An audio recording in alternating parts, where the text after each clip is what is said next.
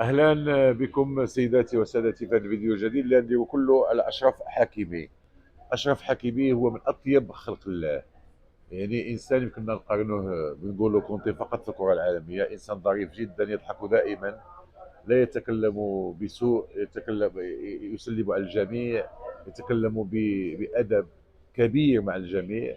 البارح فقد وعيه، خرج على السيطره، خرج على سيطرة أعصابه لسبب بسيط أظنه، هو أنه كان يظن حقيقة وهذا مشروع، وكان في قلبه، في القالب ديالو، ناوي يفوز بكأس العالم. وبالتالي خصوصا بعد ما خرجت في المواقع الاجتماعية وتبين بأن الحكم المكسيكي يعني ضيع المغرب في ضربة جزاء، خرج على الأعصاب ديالو وكان معصب اكثر من الحق البارح ضد الحكم القطري. صحيح ان الحكم القطري لم يعلن عن ضربه خطا واضحه في دخول وربع العمليه في دقيقه 73، دقيقه 73، وهذا ما يعني بين الاشرف حكيمي بان الحكم متطاول عليه، وان الحكم عنده تعليمات من الفيفا باش يخسر المغرب. وملي تيكون واحد عنده هذا الطموح اللي استطاع وليد الركراكي يدخلوا جميع المغاربه، ففورسيمون بعد يوقعوا اشياء بحال هذا، يقدر يخرج على الاعصاب ديالو. شحال من مغربي ومنهم انا في وسط المباراه خرج على الاعصاب ديالي، شيء عادي. فلذلك ما فعله اشرف حكيمي تنظن حتى انفونتينو لاشرف حكيمي هاجمه حسب شهود عيان في المدرج، هاجمه بتهجم كبير. لم يستصغي الكلام لان تعرف حكيمي هو شخصيا، وتعرف بان حكيمي راجل مهذب وراجل طيب، ولذلك لم يعير الموضوع اهتمام. حتى الحكم القطري اللي قال له حكيمي خرجني بالورقه الحمراء، الا كنت راجل ولا ما عرف كيفاش قال له، بغى يخرج الورقه الحمراء مرتين، مره واحده ما خلاش بونو الحارس ديال المنتخب المغربي، مره ما خلاش راشد محمود اللي دار عمل كبير في هذا المونديال، ما خلاش وعرف يدبر المشكل مع الحكم القطري. صحيح ان الحكم القطري يعني دار بزاف اخطاء البارح حتى ضد كرواتيا، هذا واقع. كاين ضربه جزاء واضحه لكرواتيا لم يتم الاعلان عليها، وكانت اعلن عليها كان كرواتيا تسجل الهدف الثالث وتنهي المباراه. وكاين ضربه جزاء ديال اللاعب، خصوصا ضربه جزاء ديال اللاعب يوسف النصيري، كانت واضحه. على الاقل على الاقل الى ما شافهاش الحكم القطري كان خص الفار يتدخل. وهذا هو اللي تياخذوا المغاربه على التحكيم، تياخذوش فقط على الحكام، لا المكسيكي ولا القطري، تياخذوا على قاعه الفار التي لم تتدخل في اللقطات كلها اللي كانت ضد المغرب. المغاربه البارح كانوا مقلقين اللعيبيه. يمكن نقدموا صوره ماشي هي هذيك على الصوره الجميله اللي قدم المنتخب المغربي منذ بدايه المونديال، ولكن هذا الشيء خصو يكون مفهوم. بزاف ديال القطريين بزاف العرب ظنوا ان اللاعبين تطاولوا على الحكم القطري فقط لانه قطري. هذا غير صحيح.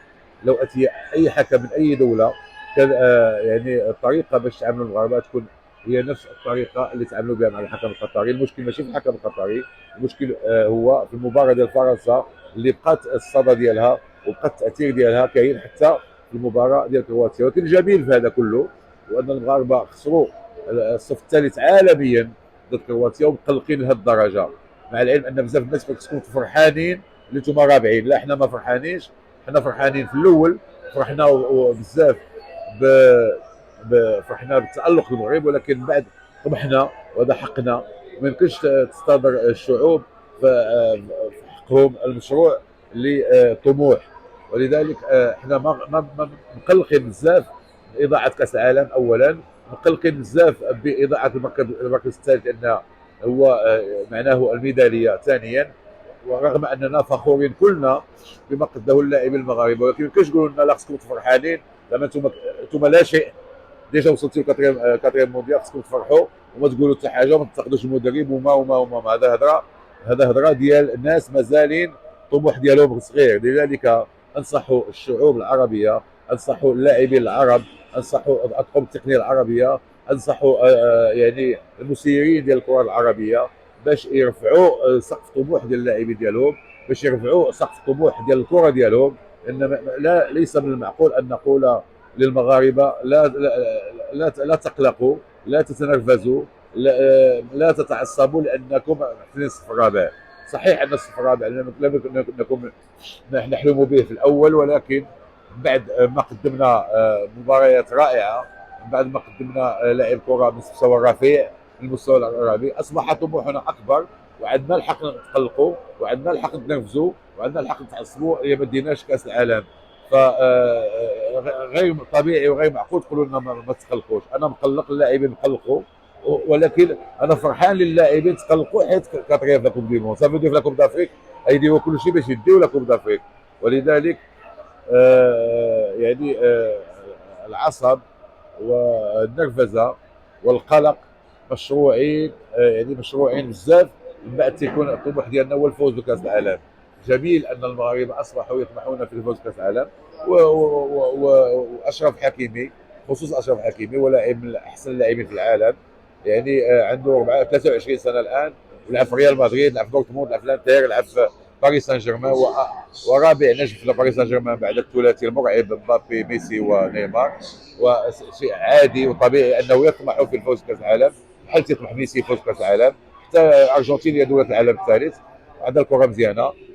حتى كرواتيا هي دوله غير غنيه وعندها الكره مزيانه.